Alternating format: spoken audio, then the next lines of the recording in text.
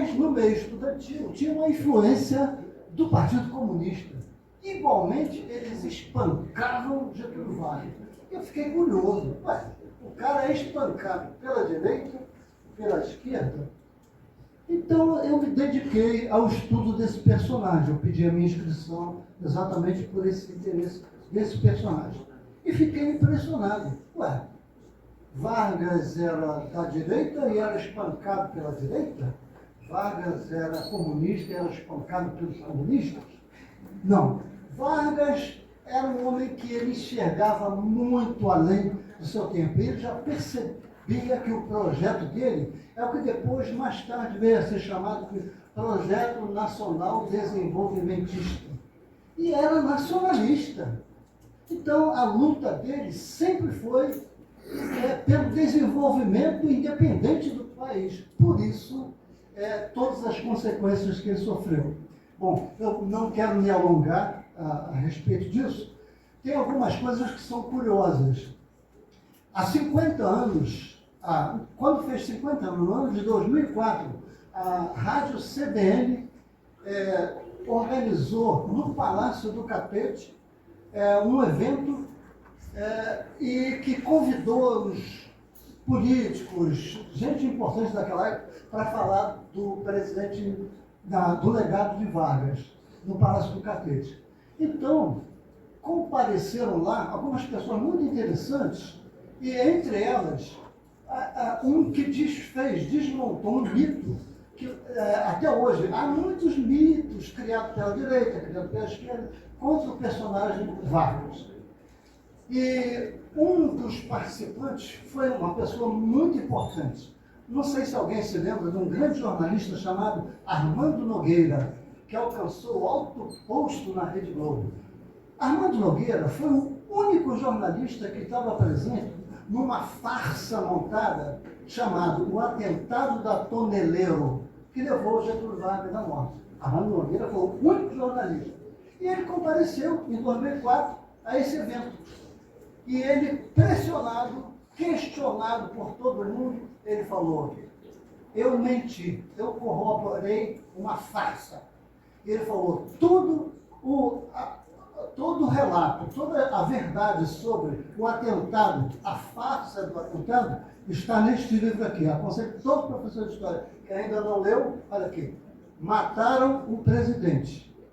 Isso daqui foi feito por um chamado Palmério Dória, com o falso, o caluniado Alcino José do Nascimento. E ele era do DIP. O Alcino era do DIP. Era do Serviço de Informação do Palácio do Catete e acompanhava o Carlos Lacerda. Mas eu não vou dizer tudo que está aqui, mas aqui é a verdade que o próprio Armando Nogueira confessou. Eu menti. Eu menti para corroborar uma farsa.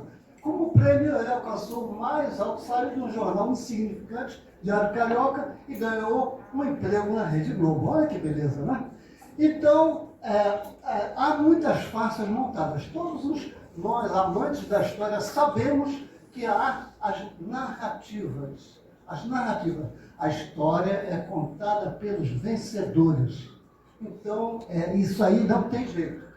Existe uma outra farsa também, que eu acho que deve ser mencionada. A direita tem muitas delas. E outra coisa também, a direita tem o seu DIP, sempre teve. O que é o DIP da direita? É a Rede Globo. É a Rede Globo que quer um Banco Central independente nas mãos dos banqueiros. Aí, ela conta, né? Então, absolutista, porque ele, querendo ou não, representa meio que esse rei sol, que tudo alcança, que o Estado se torna ele, ou ele é o Estado. Então, eu só queria ver se é possível fazer essa correlação meio que imaginária, meio lúdica. Mais alguém?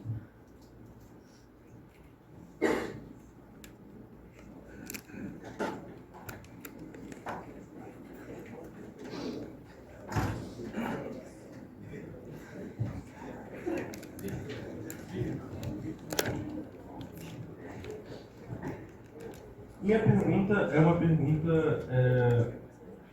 Vamos lá. A questão que eu queria levantar é a questão de como muitas vezes se fala do legado, como vocês falaram, na própria pesquisa, muitas vezes se levanta a atribuição da questão da industrialização ao Vargas, e é óbvio que tem toda a contribuição industrial em relação ao Vargas, mas uma polêmica que também volta e meia é levantada em relação à forma que foi estruturada a CLT no Brasil, sendo uma configuração de leis trabalhistas para o trabalhador, querendo ou não, urbano, porque não engloba o trabalhador rural, numa época em que o Brasil tinha uma população majoritariamente rural. O que, querendo ou não, é um incentivo para ir dos trabalhadores à urbanização, querendo ou não, porque nas cidades eles teriam seus direitos que no campo não eram...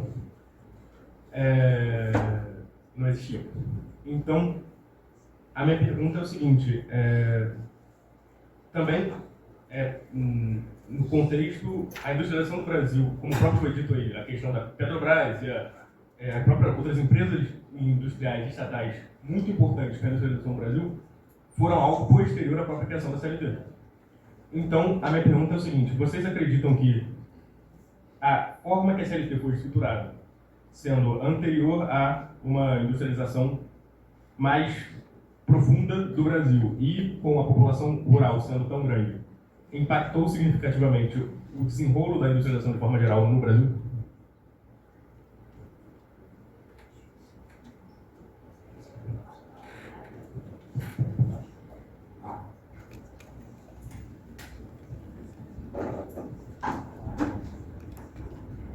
Nós vamos fazer breves comentários aqui nós três, tá? O nome do senhor Conrado, né? O Conrado não fez nenhuma pergunta, mas fez um monte de questões, né? Que com certeza todos nós apaixonados por Vargas já passamos por essas questões. Esse relato do Conrado, mas sobre o jornalista, o Armando Nogueira, eu já li também isso e ele fala até, por exemplo, se de fato o calibre, a bala do calibre tivesse ferido o pé do Lacerda, teria que, né, amputar o pé do... Enfim, mas eu acho interessante... A ficha do Miguel Couto dele desapareceu. Então eu também acompanhei isso, achei mó barato. Mas eu não uso a palavra, porque na verdade, olha, sempre tenha essa atenção, porque a verdade é subjetiva à beça, né? Então, eu gosto também de pesquisar, de ler, mas as construções são subjetivas. Então, com isso, a gente deve sempre buscar as fontes, como o Conrado fez, falou das fontes, né? Mas, ainda mais um personagem tão rei sol, né? Como o meu amigo ele falou, né, senhor? Luiz Felipe, né?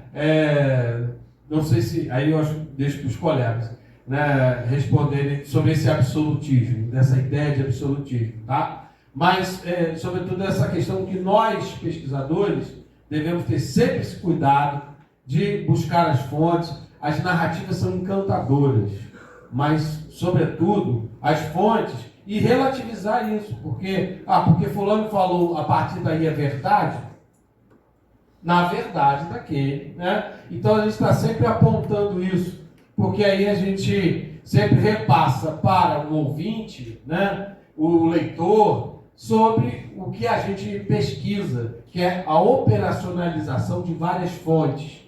Quem dá o veredito não é o autor, não é o historiador, e sim o leitor, a partir daquilo que ele foi, né, convencido ou não sobre aquele assunto, né? Então acho que é preciso relativizar um pouco a ideia de historiador como aquele portador de verdades, né? Isso eu acho que a gente precisa repensar esse nosso lugar social e na educação. Deixa eu tentar ser bem sucinto aqui para o horário, né? Vou contar pela ordem das colocações. Sobre a questão da legislação trabalhista, né? O Vargas, assim, os alunos me perguntam, quando eu dei aula na UF, também no pré-vestibular, perguntam assim, como é que você define Vargas? Né? Ele é de direita, de esquerda e tal. É fato que Vargas era um nacionalista, queria um país forte. Isso é um projeto político. Fato. A única coisa que eu posso dizer, sem dúvida, sobre o Vargas, Ele era nacionalista e queria um país forte, por isso que investiu na indústria, queria que o Brasil competisse com as outras nações, né? Queria botar o Brasil moderno, em termos até da legislação, tudo isso. Porém, né, o Vargas ele vai fazer toda essa sistematização de leis trabalhistas, né? Na história do Brasil como um todo, né, pegando todos os governos, os ganhos sociais só acontecem por pressão popular. Não tem outra questão.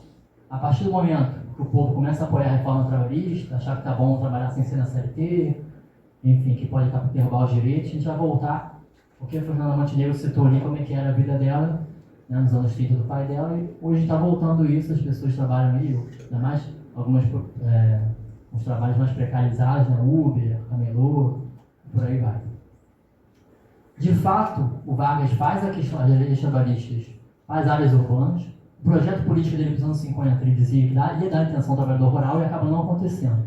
Inclusive, ele coloca o Cleófas, que é da UDN, na parte da agricultura. Então, foi uma pá de cal, né, para quem pensava em questão mais de desenvolvimento voltado para o campo no segundo governo dele.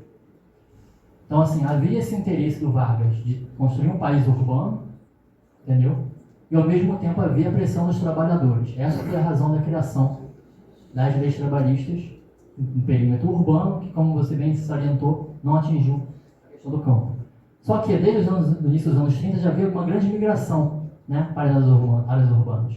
Rio de Janeiro e São Paulo já eram áreas urbanas bem desenvolvidas nos anos 40, 43, quando é criada a CLT. Né? Você responde essa pergunta. O colega que falou sobre a questão do Rei Sol, né? O Vargas era muito isso. Tem no diário dele não, tem um pesquisador, que acho que me fugiu o nome agora, ele fala o seguinte: o Vargas, ele escutava todo mundo, um sorriso no rosto, no final, tá, agora vamos fazer isso que eu quero. Então, era quase que uma falsa democracia, digamos assim.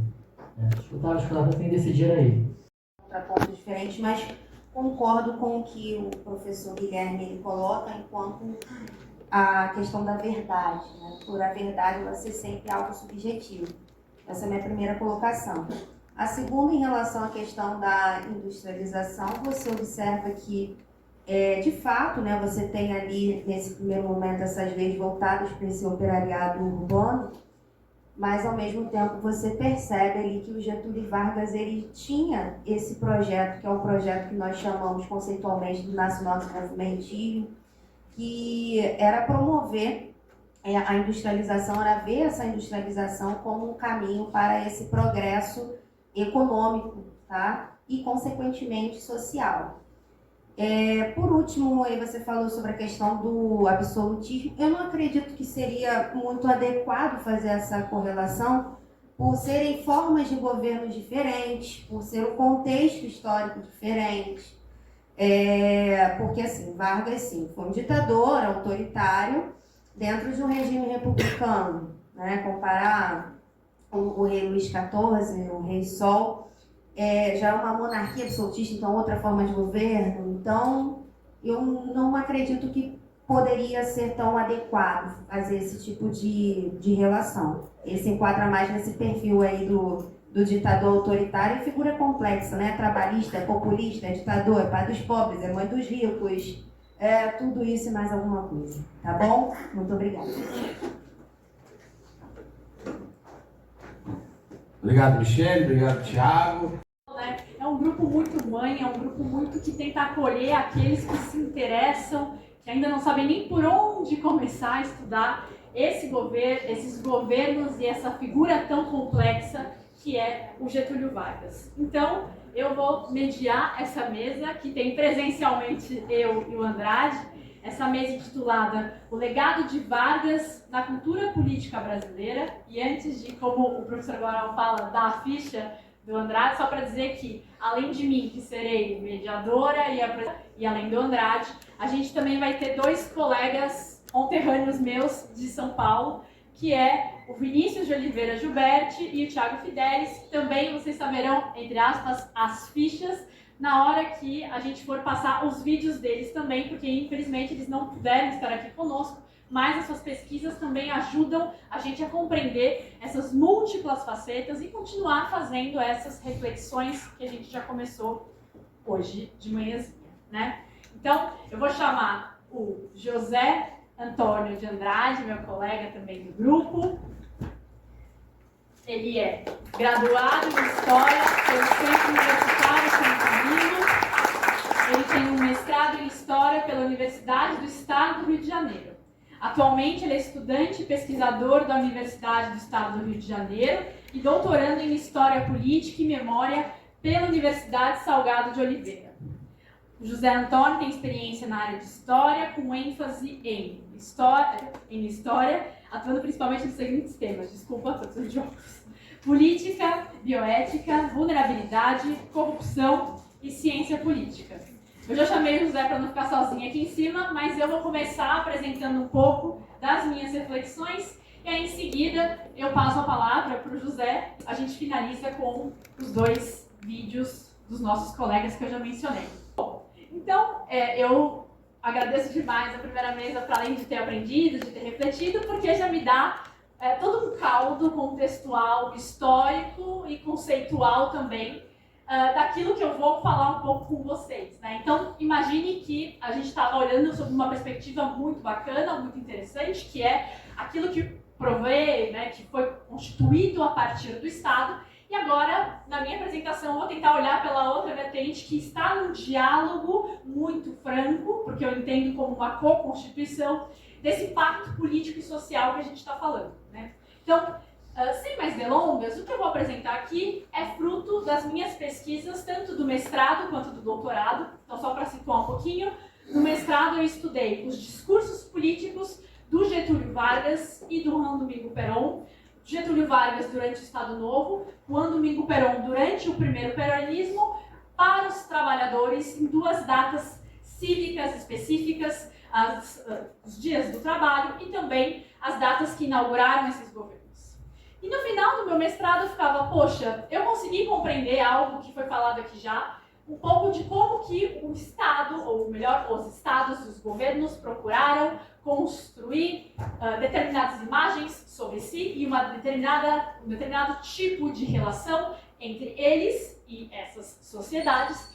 Mas eu fiquei muito curiosa, quer dizer, tudo bem, eu entendi um pouco dessas questões, desses imaginários sociais sobre os trabalhadores, mas o que será que esses trabalhadores, que essas pessoas comuns, que estavam desse outro lado, pensaram sobre esses discursos? Então, no meu doutorado, que eu vou apresentar um pouco aqui, fazendo uma conexão com as pesquisas que o professor Guaral já mencionou e outros colegas aqui também, pensar um pouco o que essas pessoas comuns entenderam nesse momento, como que elas vivenciaram esses momentos, né? E a gente tem várias formas de entender como que elas vivenciaram esses momentos. E eu escolhi uma forma que foi muito interessante de acompanhar, eu realmente gostei muito, que são as cartas, as milhares de cartas que os diferentes sujeitos, homens, mulheres, nacionais e estrangeiros, enviaram para o Getúlio Vargas e para o Juan Domingo Perón, mas aqui o meu recorte é para o Getúlio Vargas,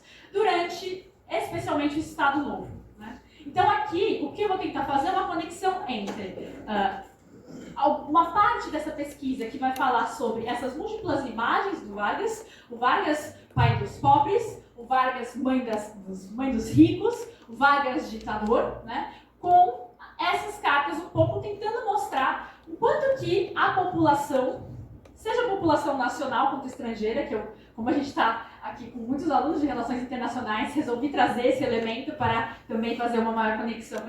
É um elemento exógeno que chega ao Brasil, está corrompendo as nossas famílias, está corrompendo as nossas instituições. Mas o integralismo, ele em momento nenhum, pelo menos até o advento do Estado Novo, ele não é apresentado como um elemento exógeno, ele não é colocado nessa categoria. Isso é reclamação, inclusive, do deputado Potiguar, o Café Filho, de que era preciso fazer essa comparação, porque as ideias defendidas pelo integralismo, elas eram tão nocivas à nacionalidade brasileira, tanto quanto o próprio comunismo. Mas isso não foi levado. O Vargas chega, inclusive, a anotar no seu diário, no ano de 36, reclamando da Constituição de 34, da enxertia de elementos anti-integralistas que iria atrapalhar o funcionamento do governo, e não o funcionamento da própria IB, do Partido Integralista, mas o funcionamento do governo. Então, essa relação, ela acabou sendo muito próxima. E ela vai trabalhar lógico, isso não foi pensado na época, mas a gente analisa dessa forma hoje, muito forte com as representações sociais da população e com a questão antropológica da realidade da nossa própria sociedade. Como que isso acontece?